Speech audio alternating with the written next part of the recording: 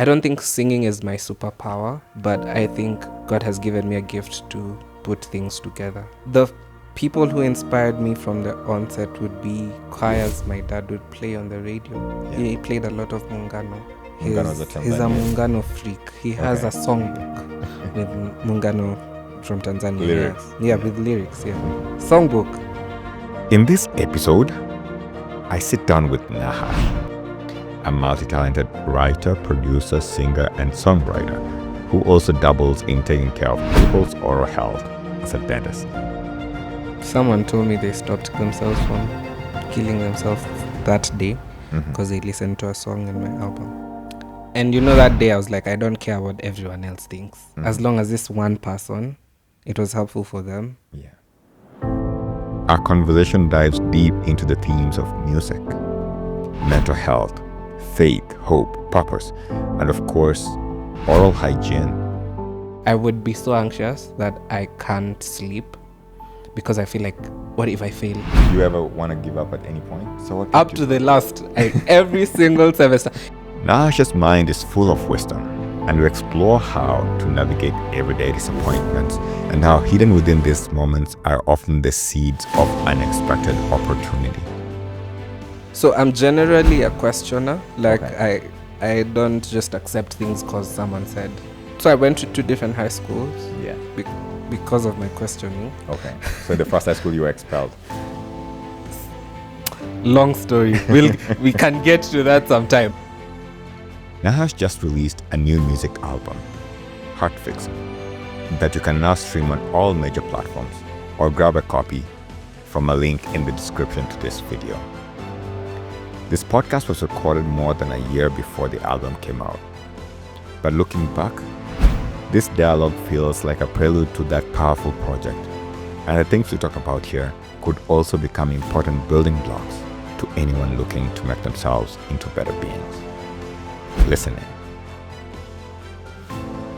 My mom bought me 2 pairs of jeans that looked alike.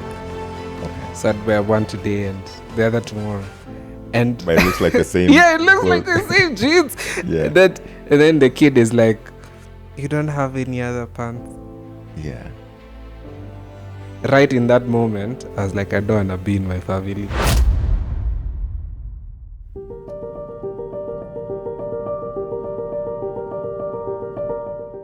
What's up, folks? This is the Couch Connect. My name is Joab, and today I'm hanging out with Nahash. What's up, Nahash? Hey, how are you doing? I'm doing great, man. Thanks for hanging out with us on this couch today. Finally. Last time we had Couch Connect, it was virtual. Yeah. Like the previous version of... Yeah. So it's great to sit with you physically. Yeah, it's great to hang out with you physically too, man. And how, tell me how that experience was like for you when we recorded the Couch Connect. I think that was like episode 6 or maybe not. Can't 6, remember, episode, yeah. It was interesting. Had to wake up early because of the time difference. Yeah. And then it was the first time I'd actually done something like that, like live streaming. Oh, yeah. Yeah. And it was like a one-man job. Like I'd make sure the camera is connected and the internet is okay. And yeah, but it was a learning experience. I think it really hyped me up to be able to talk to you about music and to share with the folks over at your place as well. Yeah, that was episode 13. Yeah, many episodes ago, man. And I hope we're going to have a nice conversation today. I mean, I know you are into a bunch of many different things. Yeah.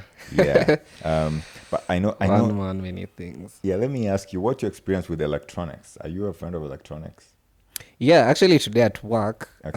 I was so when I applied for the place where I work, part of my resume had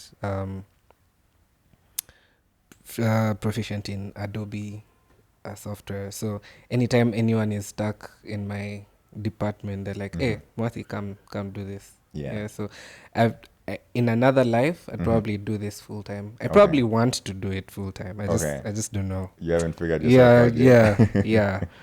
Yeah. Okay. Growing up, did you ever play with electronics? I did.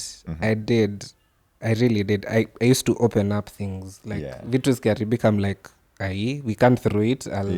I'll try to fix it. Yeah, so when things broke down, you were trying to Yeah, fix them. of course it didn't work many times, but yeah, it's that thought. I don't call electricians for anything in the Okay. house. I just fix it up myself. Yeah.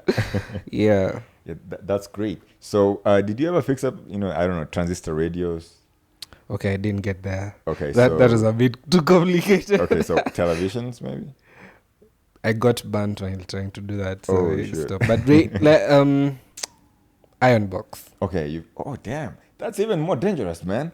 And I don't know, I don't think I would. Laptop as well. Like laptop, I okay. open it up, found which place is loose, tighten Okay. it up. It's Interesting, because Yeah. I think the only place that I ever got to was, those digital watches, the digital watches that 7 segment Yeah. the displays. I also did a lot of phones. Okay, damn, then Yeah. you are way ahead, man. I mean, man, I used to fix stuff like watches which always broke down after opening them up. Yeah. And what else did I try opening up? I tried opening up a radio sometime. Maybe I never got to a TV or anything bigger than a radio, a transistor radio. Sometimes I would open them up just to see what they're like in the inside. Yeah. I never opened them to, I don't know, fix them. Yeah. Most of the time when they were broken down, they're already broken. Yeah, Like really yeah, bad. So yeah. I would never fix them. Okay. Yeah. So that's great. And then, so I know that you are so what's your professional title? What do you call yourself? Doctor. Okay. So you're a Some doctor. dentist. You are a dentist. Yeah. So so a dentist is a doctor of Teeth. Yeah. Okay, so let me ask you, what is your experience with dentists growing up? I had none. Oh, I never had issues with teeth, okay. so I never went to a dentist. Okay. That's I've never thought about it until today. But the funniest thing though is when I was like 10, in class we were talking about teeth. There was Yeah. like subject about teeth. That's science. And the teacher was like, go home, write a song. Guys, go home, write a song about teeth. And 3 people turned up with Okay. songs. Myself and 2 others. And how old were you when you were doing this? 10. Okay. This was actually the first song I ever wrote. Okay. And should probably pitch it to Colgate, yeah. but anyway, so the other person who'd written a song used a familiar tune and just copied words from the textbook and stuck them onto the tune. Okay. But for me, I wrote a chorus from scratch. Yeah. The first teeth to grow are called incisors. The second, literally so simple. Yeah. By the time I finished the song, everyone was singing. It was simple. It was catchy. The tune And was easy to remember. Yeah. Do you remember how it went like? Yeah, I do. Okay. That's what I'm saying. I could pitch it to Colgate. Because the first teeth to grow are called incisors. The second teeth to grow are called canines. The third teeth to grow are called premolars. And the last teeth to grow are called molars. Teeth, teeth, teeth. We need to care for our teeth. Teeth, teeth, teeth. Something like that. Okay. Yeah. Damn, you should pitch it to, I don't know, Colgate or, Palmolive or whatever they're called. Yeah, man, that's great, man. So you've been into this for a very long time. We're going to come to your musical journey because I think you have a very interesting musical journey as well. Yeah. But let's talk a little bit about your, you getting into dental practice. So I think you went to school for a couple of years to become a dentist. Yeah, 6. 6 years to become a dentist? Yeah. Damn. Don't you feel like that's a long time? It is. Okay. Yeah. Did you ever want to give up at any point? Every single semester. Okay. So what Up kept to you the last. Every single semester. During my graduation, my mom kept saying that she really prayed because she knew this guy is not going to finish school. Okay. And seriously, I really did want to quit. Sometimes I probably still do feel that way. But it's just interesting that I went through it. But every single semester I thought about quitting for different reasons. I felt like I didn't want to do it. Now the thing is, when you're smart or when your grades are good, it feels like a waste if you want to quit something like dentistry. Okay. Yeah, generally speaking. But yeah, And is that what the society would make you feel like, or what your parents or friends would make you feel like anytime you wanted to quit? I wouldn't say that's what they made it feel like. It's just it. I also understood where they're coming from. Okay. Because I guess our parents want us to have better lives than the kind of lives they had. So when something is uncertain as a different career, um, compared to the certainty that comes with being a doctor, perhaps, then it Yeah. becomes a touchy topic. Okay. So I got that point of view. Just wished it would have been different, like wished we'd see things from a different perspective. And the weirdest part is no one forced me to do dentistry. Okay. It's not like you have to study medicine. Yeah. A lot of people say that, but for me it wasn't. I chose to do it, but then I was like, I want to change my mind. I want to change my mind. Okay, Yeah. so I want you to tell me what kept you going. But before we get to talk about what kept you going, how did you? So you say that nobody forced you into medicine. Yeah. So how did you decide to become a dentist? Ooh. So when I finished high school, I did job shadowing. Okay. Like I visited different professions. I saw what they were all about. The weirdest thing though is the last profession I visited was after I'd already chosen dentistry. And, Okay. and the last one was I went to Gabantu and I was who- really intrigued. And Gabantu is Yeah, digital space, Yeah. live streaming and stuff like that, yeah, media. He's a media guy. Yeah. And that's the last place I went. And the next day I was starting this dental Gabantu, school. This Gabantu of I Gabantu Studios, Yeah, right? yeah, Okay. same guy. Shout same out guy. to I Gabantu Studios. Yeah. You guys are doing a great job. Yeah. Okay. So I remember it was the last day just before I started campus. Yeah. I was like, what have I done? So that's what I did. Went to different jobs, went to lawyers. I was like, no. I have a friend that I sing with who's a quantity surveyor, Fred. Yeah. And Fred. yeah, so yeah, went there. Yeah, no. And then I went to a business. I went to the bank. No. So you also shadowed the bank, you shadowed Yeah. the quantity surveyor. Yeah. None of these guys was interesting at all? Well, I thought quantity survey was interesting, Okay. but when I went to a dentist, my brother is a dentist, but so I went to his friend's workplace, Okay. and I hung out with him for an afternoon just to get to see what he does. Yeah. And I was like, this sounds nice. This sounds like, I'll have time. He left job early. Okay. And so I was like, time You're to gonna- do other stuff, like, Yeah, like you your other career flexible interests. schedule, Yeah. and stuff. Yeah, so that's how I ended up choosing, actually. Yeah, so I want to stay in this a little bit. We're still going to come back to what kept you going. Yeah. But I'm very intrigued by the fact that you actually shadowed different careers before you got into dentistry. Because I've listened to many people's career paths, and Yeah. they sound nothing like what you did. So Yeah. what inspired you to start visiting all these different careers and seeing what they're like, what these jobs are like? So I'm generally a questioner. Like, Okay. I don't just accept things because someone said. When we get to church, for example, I don't just accept what the pastor said. I want to understand it from myself. Okay.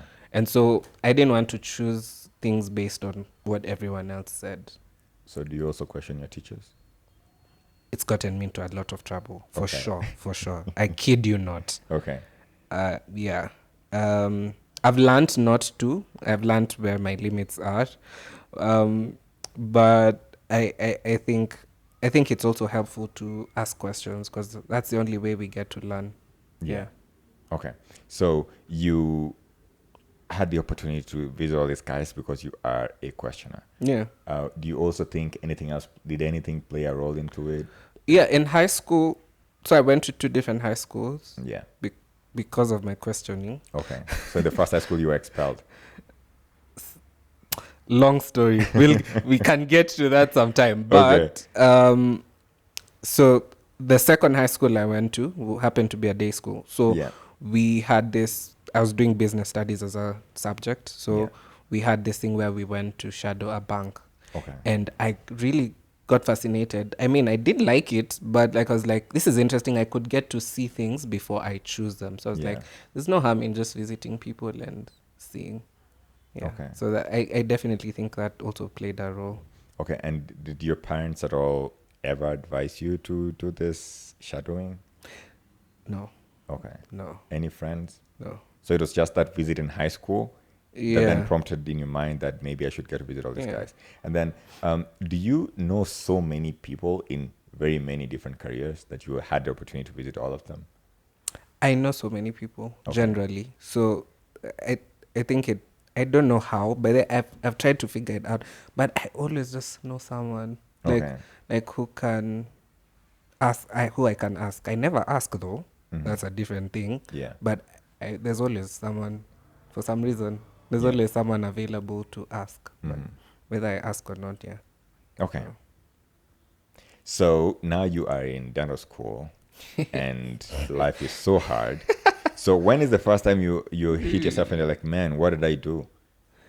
first semester. Okay. So of course, when you think about dentistry, you're like teeth. Mhm. But you actually get to do medicine Okay. for like 3 years. Yeah. What that means is, on top of the dentistry courses you learn, you also do general medicine courses like anatomy, physiology, biochemistry, Yeah. other things. Yeah. So I wasn't expecting that, you know.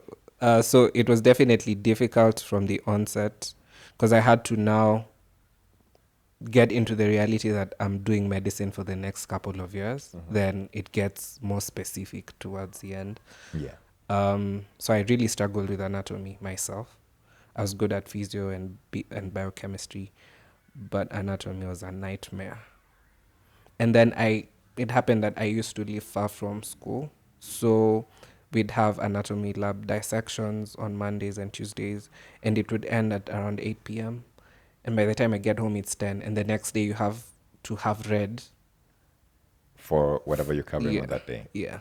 Okay. So it was a nightmare. I really hated it. I mean, yeah. So I was like, what did I get myself into? I don't want to do this. I remember actually told my dad before the second semester that, Dad, I think don't pay the school fees for now. Oh, I don't want you to waste your money. okay.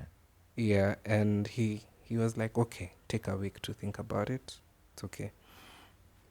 Yeah. Okay. And so what made you go back then?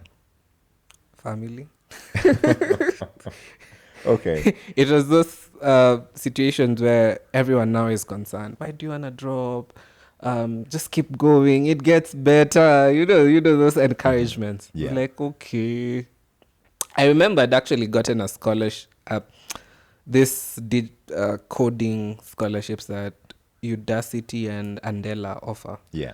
So I'd started coding on the side, but it was difficult. I mean, I have class at 8 till 8. Yeah. So the only time I would have is 7 a.m. to 8 a.m. Yeah. But that sort of messed up because you can't do much when you're in med school. Yeah. It's difficult. Mhm. So I had to stop that and just keep going. I failed anatomy. Okay. Yeah. How did that feel like? Was it the first time you were failing at something? Not at something, but academically.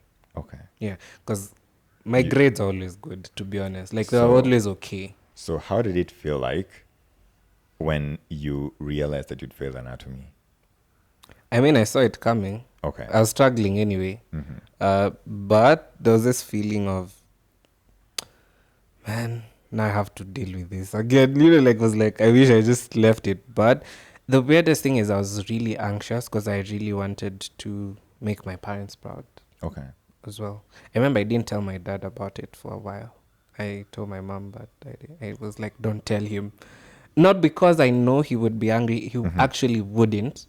But I felt so, like I'd disappointed him. Okay.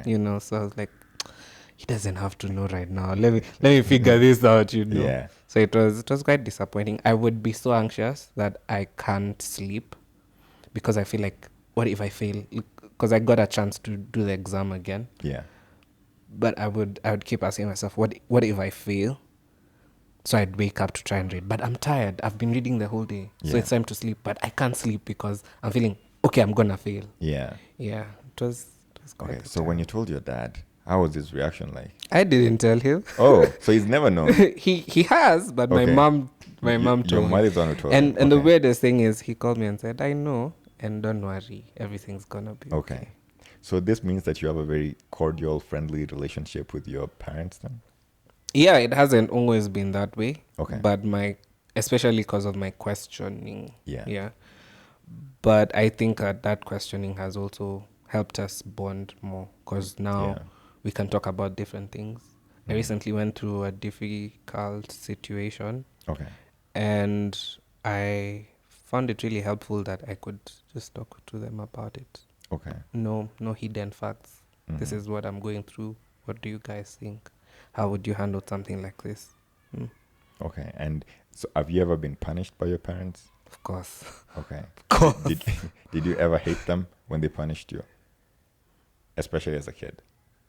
Hate is a strong word, but dislike? Yeah. But in that moment, I mean, I don't know. Yeah. Yeah, when you're Yeah. a kid, you were probably Yeah. thinking, I should never have been born to you as my parents. Yeah. Okay. Actually, this is something I've been thinking about for a while because I keep wondering why I remember. We used to live with a neighbor whose family was a bit more wealthy. Mm-hmm. So the kid, my mom bought me 2 pairs of jeans that looked alike. Okay. So I'd wear one today and the other tomorrow. And But it looks like the same. yeah, it looks like clothes. the same jeans. Yeah. And then the kid is like, you don't have any other pants? Yeah. Right in that moment, I was like, I don't want to be in my family. Yeah. Because your family is Yeah, poor. like that's how it feels. Yeah. Yeah, let me leave it at that for now. Okay. For now, yeah. But then later on, do you get to appreciate though? Yeah. know, I don't want to preempt. Okay. Let's just keep going. It's gonna come. It's Okay. gonna come, yeah. No worries. Yeah. So now I'm gonna bring you back to your dental practice. So I don't know. So the first for your sorry, not dental practice, but yeah, I'm gonna bring you back to your dental school. Yeah. So the first time your family brings you back, and what about the other times? The many other times you felt like quitting, the other semesters, the one you felt like quitting. What brought you back to want to continue? I don't know. Mhm. I can't explain it because if I would go back, I think I'd still want to quit. Okay. Yeah. But I think it's combination of different things, which I find very weird. It's like God was making sure that there's something I get to learn from each step. When I moved to my second year after first year, I had a good time. I met a really nice friend and we bonded over that year. I mean, we're no longer friends now, but along the way, I met really amazing people that kept me going when things were hard. We'd talk, we'd share. So definitely that, and then music. Okay. Music. Do you think many of your classmates had the same feeling of wanting to quit along the way? You know, I've thought about it. I think so, but I don't think in the same way that I felt because everyone wanted to quit. If anyone wanted to quit, it was for a different reason. Okay. For me, I really did believe that there was something that I could do better. Yeah. Yeah. And I was like, yeah, I'm really good at... I don't think singing is my superpower, but I think God has given me a gift to put things together, ideas. Okay. And yeah, so I was like, I think I could do this better. Okay. So why should I, Yeah. So let's talk about your practice now. What does your day look like in your normal, your normal day to day in your dental practice? So you show up, I don't know, 8 a.m. and then you start seeing your patients. So what does that look like? Well, so I'm currently working in military setup. Okay. Are you a military officer? No. Okay. No, but yeah, I work in a hospital that's basically treating military personnel. Okay. Yeah. So typically, I'm supposed to be there by 7:30 a.m. Okay. and all the way till afternoon, 3, 4, 5 sometimes, depending on the numbers that show up in the day, the bookings. Yeah, I have a number of colleagues that we're working with and supervisors, consultants. Yeah. So that's typically a day. This week actually I've been on call. What that means is my phone has to stay next to me because in case of any emergency that involves the head, I'm the first person to be called. That involves the head? Yeah.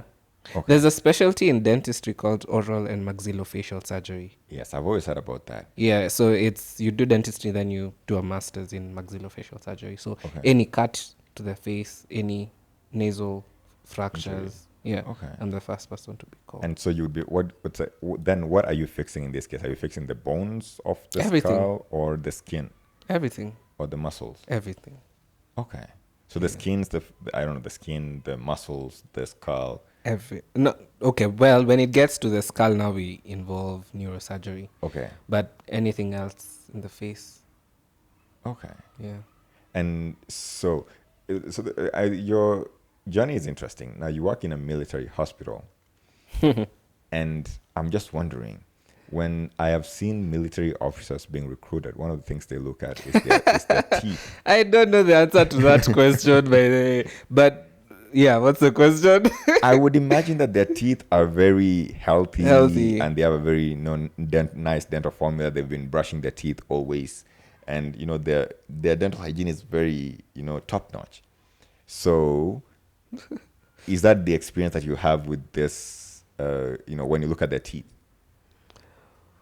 Well, I think everyone has problems. Okay. So they're definitely, it's varied. There are people with really, really good health, but there are also people who are struggling, not necessarily because they don't take care of their teeth, but there's some diseases that predispose you to worse tooth conditions. Okay.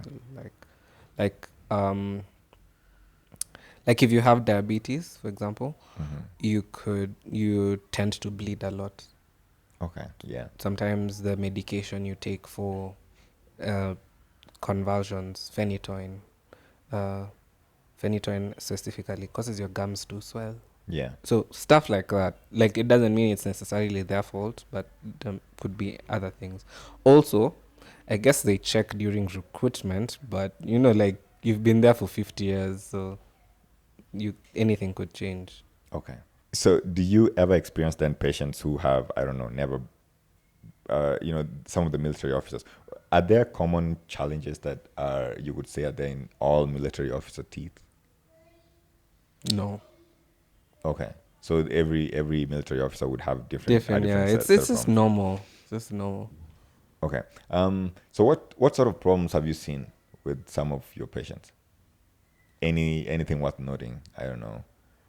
I think a general problem, I don't think it's just military patients generally. People wait till it's too bad so that Yeah. they can come. So they'll either come when the teeth are broken, they're Yeah. so decayed, or they're in so much pain. Mhm. But maybe it started 1 year ago. They're Yeah. like, "Ugh, I don't need to come." I remember my first experience with the dentist and as an adult was after I'd developed teeth problems for so long and the problem had become so bad. And that's the first time I went to see them. And so the reason why I'm telling you this is because when I saw the dentist going into my teeth with all his tools, I was very scared. Everything is sharp, right? Yeah. And so they're going into my mouth with their tools and everything looks sharp. And I'm like, man, Yeah. I'm so scared. So you would see that I'm scared. Yeah. And the dentist asked me, is this your first experience with the dentist? Yeah. And I don't know, how did you know that? So now I know that he knew that because I was scared with all the Yeah. tools that were going into my mouth. So do all your patients then who are coming to you for the first time, who, I don't know, have had these problems and they've persisted for so long and they're coming for the first time, so do they also react that way? Are they scared of Yeah. all the sharp? Yeah, for sure. I think for me, I try to make sure I'm taking them through each step. Okay. Especially kids. Kids actually can be really scared. Yeah. So what I do is I show them, this is a mirror, hold it. Okay. This is called a probe, hold it. This is called this, hold it. It's for counting your teeth, it's for removing things like this. It won't hurt you. Okay.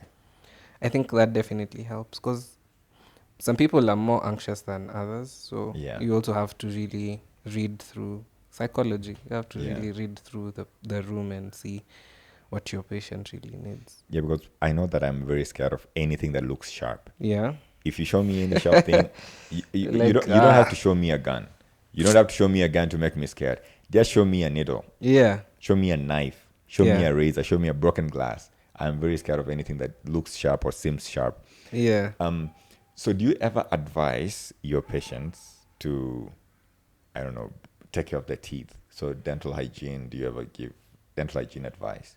Yeah, I actually think it's such an important part of, like, prevention is definitely better than cure. Okay. Part of my program in the place where I work is now and then we need to conduct oral health education. Okay. So we haven't really done much yet, but I still have some time to figure that out and probably go to kids in military schools, Yeah. or sometimes we go to where pregnant mothers come for clinics. So we get to talk to them as they wait to be seen. Just show them how to take care of their children's teeth once they're born. Okay. Stuff like that, yeah. Prevention definitely helps. What is the importance of brushing your teeth after you wake up? I see some people brushing. So the moment they wake up, they go and brush their teeth. That's not right, actually. Okay. Yeah, you should brush after breakfast. Okay. Unless you don't eat breakfast, of course. But, so, different schools of thought. But when you sleep, your mouth creates something called normal flora, like bacteria that are healthy. Okay. So once you wake up and you clean those out, then it creates an imbalance in your mouth, which, according to some people, creates more chances for you to develop oral infections. So once you eat, those bacteria go to the gut, and normal flora is really good for the gut. Okay. Yeah, so that's the thinking behind it. Also, when you brush when you just wake up and then eat breakfast, then you'll have more time that food is contacting your teeth. And there's a triad, or four factors that contribute towards dental caries, which is food, time, bacteria, and the tooth surface. So the more time food has in contact with your tooth, then the more likely you'll have caries. Okay. Yeah. So to reduce that, you have to clean out the food after you eat. Okay. So Yeah. if you eat a lot of food, you get dental caries? A lot of sugary food, that's like crisps, really won't give you caries. Okay. But biscuits, sweets, ugali, chapati, even rice. Okay. Yeah, because starch has this sugary substrates. Yeah. Okay. And what about, so you say the four things that cause dental caries are food, Time, time. So what about time? longer. Like if there's more time Mm-hmm. within that your tooth is in contact with sugary food, Okay. then you Problems. get caries. But if there's less time, like if you clean quickly after you eat, Okay. then yeah. And then bacteria?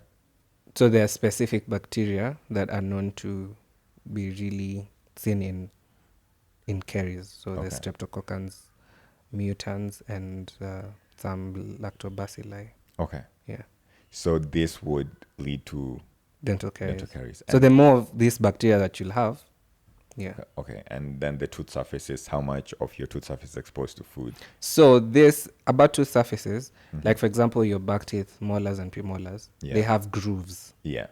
So food can hide inside the grooves. Okay. So posterior teeth are more susceptible to caries than anterior teeth, because anterior teeth are smooth. Yeah. They don't have a lot of those grooves. But you'll notice in your posterior teeth there's grooves and Yeah. curves, like yeah. So And how about does it matter the inner side of the teeth or the outer surface of the teeth? So does that matter at all? Do you ever get more caries on the outside of the teeth or the inner side of the teeth? And the reason why I'm asking this, I'm imagining you have your tongue behind your teeth, and so can your tongue be cleaning your teeth as you're moving your tongue around and stuff like that? actually not. So actually in the inner side is where you could have more caries, because food can hide. Okay. Your tongue doesn't automatically just push away stuff, because what plaque is like food adheres to the tooth, and then saliva creates a biofilm that Okay. helps it stick on the tooth. Okay. So the only thing that can remove it is mechanical removal with a brush. Okay.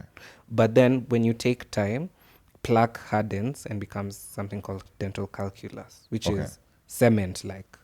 meaning even your brush can't remove it. That's why we go for stuff like scaling, which is removal of the, if you've gone for cleaning at a dental clinic, it's called scaling. We remove it Yes. using a ultrasonic machine. Yeah. Yeah. Okay. So this is very interesting. And I'm going to tell a story here. Yeah. When I was in high school, I never brushed my teeth in high school. For the 4 years I was in high school. Every single day. Every single day that I was in high school. I think the last day I brushed I think my I'm teeth, going to have to look at your teeth after this. I was probably in maybe the final few years of elementary school, or maybe the first year of high school, is Yeah. when I brushed my teeth for the last time for the 4 years that I was in high school. And the reason why I didn't brush my teeth for the 4 years I was in high school is because when I was in ninth grade or Form 1, I read this book by the chairman of the Chinese Communist Party. His Yeah. name was Mao Zedong. Uh, And Chairman Mao never brushed his teeth. and you wanted to be like him. I wanted to be a great leader like Chairman Mao. And another thing that he did is that he said, this is where he came from. He came from the perspective of goats. And he said that goats eat leaves and they never brush their teeth. Nobody brushes the teeth of goats. And the goats are very okay. And guess what? I never brushed my teeth in my first year of my first year of high school, I was okay. Second year of high school, I was okay. Third year of high school, fourth year of high school, all the way to when I went to university. I never brushed my teeth in university. Maybe once in a while I would brush my teeth. And generally they were okay. I didn't have any dental caries, periodontal disease. I never had it. And so I was like, you know what, maybe all this, because we did a little bit of, we studied about dental caries in school at Yeah. some point. I was like, my teeth are okay. I don't have any of this dental Yeah. caries or anything like that. Yeah. And so I thought that I was okay. And guess what I took? Chewing gum. So there's a chewing gum that is called Orbit. Yeah. And Orbit was advertised as, so for that particular year, they were advertising Orbit as a chewing gum that would clean your teeth. Yeah. They're like, this is nice. Yeah, and so that's what I did. I would chew, after every meal, I would chew Orbit. I'm like, my teeth are clean. They had an advert on TV every day, 7 p.m. when you're all gathering at home and you're watching TV. A lady comes and they're chewing Orbit, and they're fine. And that's what I did for many years. Yeah. Yeah. And I then see. it hit me. So when I started having teeth problems, they hit me like really, really hard. Yeah. And it took me a very long time before I visited the dentist. And I remember the first time I lost my two teeth. The first two teeth I lost were my wisdom teeth. Yeah. And I saw it coming, but I still never brushed my teeth. I think at this point, it had probably become a very bad habit. A bit, yeah. And I had, developed this bad habit, and I never saw the need to brush my teeth, even if they were sick. I would now see that they were sick. I would see the dental caries. And I remember my teeth, my mouth was stinking. Yeah. My mouth was smelling. But because I was taking chewing gum, the chewing gum would hide the smell. smell. Yeah. Yeah, and that was really, really bad. And so the advice here, kids, is that brush your teeth. Yeah. You need to. Okay. You need to. So why should we brush our teeth 3 times a day then? 3 is a bit too dramatic, but Okay. at least 2. Okay. At least 2. Because it covers both the start of your day and the end of your day. The assumption, though, is that you're not always snacking. People who snack all the time, even if they brush twice a day, they still probably end up with caries. Okay. Because remember the time factor when food stays on the, like sugary stuff on the teeth for longer. Yeah. So if you snack, that's what happens. Mm-hmm. And most of us don't work with a brush. Yeah. Yeah. So twice a day is to cover both the start of the day and before you sleep, so that overnight there's not sugary food on your teeth. Okay. Yeah. Is there any advice you would give to someone who's afraid of going to the dentist for whatever reason? You have to go. Okay. You simply have to go. You simply have to go for your own good. So. Mm-hmm. I mean, the fears are justified, I guess. They're valid. But I'm realizing, I guess, daily that it's the things that we're scared of most that can help us most. Mm-hmm. Yeah, so go to the dentist. see them. And what should be the And we are nice. We are nice. We're not Okay. always bad. How about the cleaning of teeth? So I see people going to the dentist to, Clean. I see people going to the dentist to have their teeth checked for dental caries and stuff like that. But what about the cleaning of teeth? Like in the dental clinic, that's what you mean? Mm-hmm. So we generally advise that everyone gets cleaning at least once a year. Okay. It's a 45-minute procedure. It's promoting periodontal health. Okay. So the periodontium is the structure supporting teeth, your gum, Yeah. your bone. Mm-hmm. Yeah. So by cleaning out the crevices inside there, then you're ensuring the gingiva stays healthy. The worst thing about plaque and calculus is it makes your bone erode. So over time, your tooth starts shaking. I don't know if you've seen anyone whose teeth is like low, especially lower anterior teeth. Yeah. They're literally shaking because there's no bone support. That's because of periodontal disease. Yeah. Okay. Mm. All right. So go to the dentist even when you're not sick. That is the point. Yeah, just once a year, go check it out. You might think you know, but yeah, it's good to find out. Okay. So let's go back to when you were in your, first year. You told me that one of the things that kept you going through the many years of your university education was music. Yeah. So how do you find yourself in music, or how does music become an inspiration for you for you to continue med school or dental school? So first of all, like, let me just take you a bit way back to when I was born. One of my mom's a retired teacher, so she was a teacher back then, and one of her colleagues saw me and like as a baby, and was like, "This guy's gonna be a musician." Okay. So anyway, fast forward, I wrote the teeth song in like in primary school, Yeah, and the then fastest to grow in scissors. yeah. Yeah. And then in like when I was maybe 13, a neighbor died, Okay. and it was the first time I'd experienced death that way. It was interesting, all that had happened surrounding, and I wrote a song. That's where it started. Okay. So fast forward, when I got to high school, I started singing a lot more, writing songs a lot more. And some of the most beautiful songs I've written to date were written in high school. Sometimes I sit down and think about a song I wrote in high school, and I'm like, "Oh, that's what it meant." Like that's what it means. Because I don't think I fully realized the weight of those words back then as I do now. I'm like, okay, it makes sense. So the thing though is that I really struggle with sharing my content. Like I record stuff, but I don't really push. I really So I'm you shy. recorded many songs, and they're stuck in your hard Yeah, drive yeah, yeah. somewhere. And before I actually release anything, I usually have that fear. This exposes me, because my songs are purely from experiences I've Yeah. had or someone close to me has had. Yeah. So when I got to campus now, I knew I could sing and in church and everything, but I was really scared of what people would say. I mean, just focus on medicine. Okay. Why are you singing?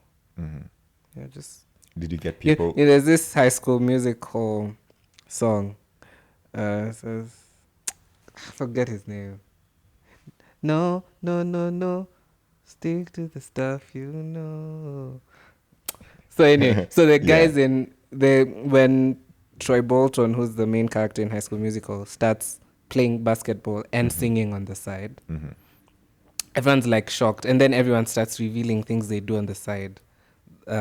Someone bakes, and then the song says stick to the stuff you know. So that's how it felt like. Just stick to your reading. Okay. So while it was something I enjoyed, it was like a guilty pleasure. Like it's like the thing I hide to do. Yeah. I had to write, and I really did want to produce my own music because it's frustrating to get people to produce for you. Yeah. At least back then it was. Yeah, so that's how it pushed me, sort of. When things would be hard in school, I would write a song about it. I remember towards the end of the year, remember I told you I didn't do so well in anatomy. Towards the end of the year, there was one exam where someone knew the questions that are coming. Okay. Yeah. And they were like, if you want to know, just come. I'll tell you. I don't need anything. Just they're like literally just before the exam started. I don't know where they got it from. Yeah. It was such a temptation for me, but I knew I didn't want to do that. I knew I didn't want to pass because I cheated, Yeah. and so I didn't cheat, and then I didn't pass. And the song I wrote there is in Swahili. It says Imani. It's called Imani, and it's just literally whether it works out or not. I just want to stay faithful. Yeah. Yeah. Okay. And so your music then became an inspiration. So are there people who inspired you to start singing, or who've inspired your musical journey or your choice of songs? I don't know what I'm supposed to answer in that question because there's so many people. But the people who inspired me from the onset would be choirs my dad would play on the radio. Yeah. He played a lot of Muungano. Okay. Muungano is a He's a Tanzanian Muungano freak. He has Okay. a songbook with Muungano from Tanzania. Lyrics. Yeah, with lyrics, yeah. Songbook. Yeah. But also I would go to church, hear the choir sing. We'd go to Kawangware SDA church when I was little. Yeah. And I would come back home, and on the small keyboard that my siblings had, I would try to play that song Yeah. that I had in church. So over time I was like, I'm really interested in this. I really loved movies that had music, like High School Musical. Yeah. So, and then I realized actually my sort of style now is a lot like High School Musical. Yeah. Because those are the kind of things I used to probably listen to. Yeah, so in high school, I met a friend. He's now in the States. He's called Jeremy, who's the one who onboarded me. Because he knew me from church. He knew this guy can sing. So when I got to high school, he was like, join our group. Let's sing together. That's how I got to sing. And then he would write. So we'd write songs together as well. And when you record your music now, how do you record? Do you record it by yourself, or do you have an assistant, or how do you do it? Or do you record in a studio? Previously, I have done everything by myself. From recording to mixing to mastering, everything, to publishing, everything. But I'm realizing, because life isn't as simple as it was back then, I need to delegate something. So I'm trying to get help as much as I can. Like, I'm currently working on a project and I'm trying to get help. I'm recording the songs, I'm doing the instrumentations, but getting assistance from other people who are doing the same. So they come for the set, help me record and stuff, yeah. And so you say that most of your songs are testimonies of your experiences, or from people who are close to you? Yeah, and most of them are painful songs. Okay. Songs about pain and hard times. So don't you think then people would feel like your music is dark? Yeah, saddest. Sad. The thing though is, painful music is hopeful. Okay. In the sense that it's not about, for me, it's always been about, I can't wait to see better days. Yeah. Because it doesn't feel like better days right now, but then better days are definitely coming. Okay. Yeah, so there's that as well, the hope side of things. So would you say then that you're a hopeful person? I think so. I really think so. Okay. There's a Bible verse I really love. It's Romans 8 verse 24.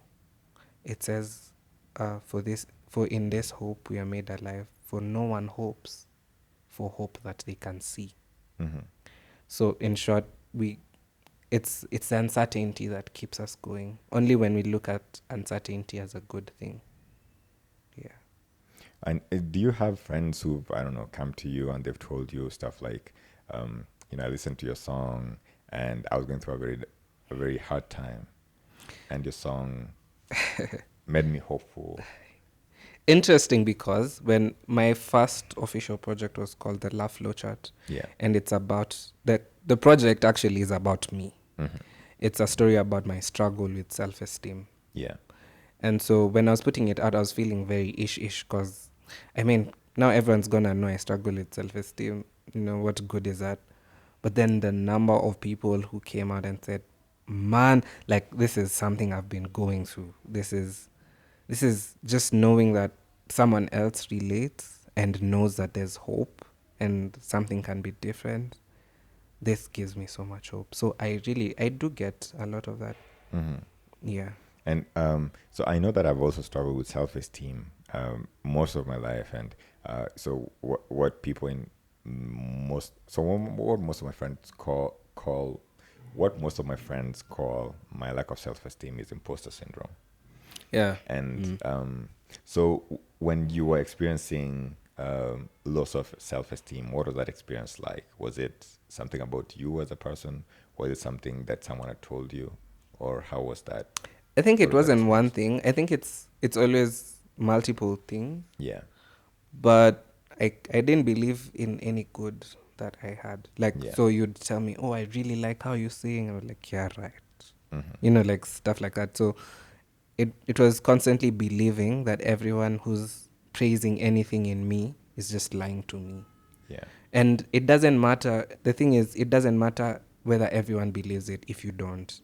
Because everyone could really think that you're good at this and you're blessed and you're privileged and, you know, God is with you. But if you don't believe it, Yeah. it doesn't matter. Yeah. It is. If everyone believes it and you don't believe it, then It's nothing. it's nothing. You have to believe it. Yeah. And I also struggle with feeling ashamed because I wasn't perfect. No one is. I still struggle. You know, even if we're talking about this in the past, there's moments where your self-esteem is still low. Yeah. And you're like, I don't think I can do this. But it's that belief that, you know, there's something beyond how I feel. There's a truth beyond how I feel. Mm-hmm. Yeah. And so, did anybody ever come to you and tell you, you know, when you wrote this song, or when I listened to your song, I related back to your experience during time X or time Y, and so is that what was happening during that time? Oh, you mean like my experience, like I Yeah. remember your experience. Yeah, And I remember yeah. when you were going through this, and now it hit me that this is what you're going through. Man, you should have told me something. Oh, okay. I understand your question. That's an interesting one. Yeah. Okay. But it's not a lot of people because also not a lot of people know. Yeah. And so, for example, your family, how would your family react to, you know, hearing your music and knowing that this was happening at a certain time, and maybe they should have known better, or they should have done something differently? I don't know. I don't think I don't know. We've not had that conversation though. Okay. But I think my sister and I have had conversations surrounding the songs and what we think about it, just as conversations. And I think it's helped us grow towards each other as well. I'm not sure about my other siblings. I have nieces as well and Yeah. a nephew who keep on sending me voice notes singing my songs. Yeah. And it's pretty dope because I hope one day they remember the words. Yeah. And my sister who's their mom keeps telling me about how much she's grateful that they enjoy such. Yeah, such songs. Yeah. Yeah, and so you talked about psychology earlier on. So how Yeah. does your music then tie into psychology? Yeah. I think so. I released my project my first project in 2020. Yeah. And right before then, I'd gone through a difficult period in life, which revealed to me the self-esteem issue. Because Yeah. before then, I didn't think there was anything wrong, but that really brought it to light in some type of way. And one day, because it was during COVID, one day we were sitting at home with, so Sabbaths which is a day of worship, we would sit at home, have a Bible study for the morning, and then in the afternoon everyone would go, you know, and I would go take a walk or just stay indoors and in my room. And there's this day I was feeling really bad about everything that had happened, and I checked out in a bookstore online, Imperfect. That's all I wrote. And there was a number of things that came up, and I found a book called The Gifts of Imperfection by Brené Brown. Yeah. She's a psychologist. Her TEDs are good. Yeah. So I read the book, and I realized this is what I needed in that moment. So the book is about the 3 gifts of imperfection: courage, compassion, and connection.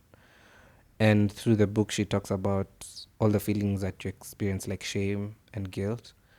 And I realized those are the very things I'd been struggling to express.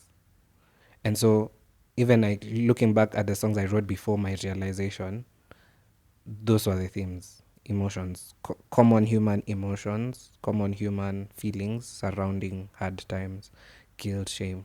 Yeah. So I was like, yeah, like reading the psychology behind it really made it easier for me to express it. Yeah. Yeah, and then I later came to do a certificate in counseling, actually. Yeah. Mm-hmm. Yeah. And so you would also say that you're a counselor. Do you counsel your patients or people or anything like that? Yeah, I work on a part-time basis for a company called, or an organization called Abide Helper Network. Yeah. So it's US based. So it's a Christian organization of the Seventh-day Adventist beliefs Yeah. that trains coaches and counselors and helps them counsel people based on Christian principles. Yeah. So that's the basis. So I've gotten to work with maybe close to 10 people over the past 2 years. Okay. And it's been interesting. And most of the people I've gotten to work with are either African Americans or people living in Africa. Yeah. Yeah. And the other people I've gotten to work with, one American, Native American, who's as old as my dad. Yeah. And it's been really interesting just getting to talk and share the encouragements Yeah. as well. That is really great. I'm very fascinated by your journey, man. I mean, all this, how you have molded your career as a dentist, and put that into perspective with your life as a musician, which is a very personal experience in my opinion, because your music is very personal, and then bringing in the aspect of being a counselor, and I feel like you have made a very big impact in your life even at a very young age. Do you ever feel, I know that you say that sometimes people would tell you that you've done so good, but then you probably would feel like they're just saying it for the sake. Yeah. Is there a time when you've looked at your accomplishments and felt like, you know what, I've really done so much, maybe I need to slow down a little bit? Someone told me they stopped themselves from killing themselves that day because they listened to a song in my album. Okay. And that day I was like, I don't care what everyone else thinks. As long as this one person, it was helpful for them. Yeah. And man, I can't even take the credit. Sometimes I say that because I don't like listening to my songs. Yeah. Many Especially musicians when you're here with me, I won't listen to it. Yeah. But there's times when I want to experience the thoughts I had back then. So I put it on like the playlist, and Yeah. I'm like, I need to soak into the words. Yeah. So definitely there's one or two comments that have really sustained me from keeping on, because sometimes I'm like, why do I need to keep doing this? I don't like singing, and weirdest thing, I don't like going for concerts. I don't like crowds. I don't like standing in front and Singing. but I My God. enjoy having a connection with someone and saying, this is what you need. Yeah. And that's what keeps me going. Great. Man, Nahash, it's been lovely having this conversation with you. I want to have you on this couch again and have a little bit, a different perspective of this conversation that we've had today. Yeah. Because I have a bunch of more questions that I want to talk to you about. Yeah. But man, thanks for hanging out with me today. Thanks. This has been lovely. It's been great. Yeah. It's been great. Folks, this has been The Couch Connect. I've been hanging out with Nahash today. Nahash is a dentist, a musician, and a counselor. You can catch Nahash's music on Spotify and Apple Music, I believe. Everywhere. Everywhere. My name is Joab, and this has been The Couch Connect. Catch you again in another episode. Take care.